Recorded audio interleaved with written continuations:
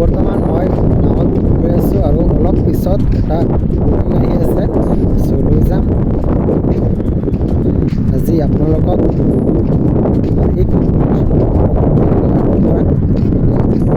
Point তালৈকে video' অলপ দেখাবলৈ চেষ্টা কৰিম, তো ভিডিঅ'টো লাষ্টলৈকে চাব।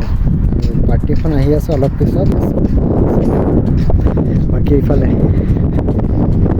আৰু এইকেইদিনমান মানে অলপ বতাহ চলি আছে, ধূলি বালি চাৰিওফালে বালি অলপ আৰু ধূলি আছে। যদিহে আপোনালোকে ৰিভাৰ ডলফিন চাব বিচাৰিছে তেন্তে মোৰ লগত কণ্টেক্ট কৰিব পাৰে অসমৰ যিকোনো প্ৰান্তৰ পৰা।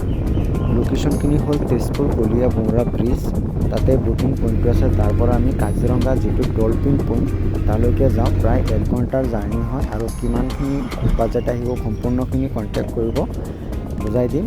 আৰু আমি যিহেতু ফৰেষ্ট এৰিয়াত যাওঁ, এইখিনি পাৰ্মিট আৰু এণ্ট্ৰি ফিজ দিব লাগে। সকলোখিনি খৰচ মিলাই যিমানখিনি সম্পূৰ্ণখিনি বুজাই দিম, কণ্টেক্ট কৰিব পাৰে।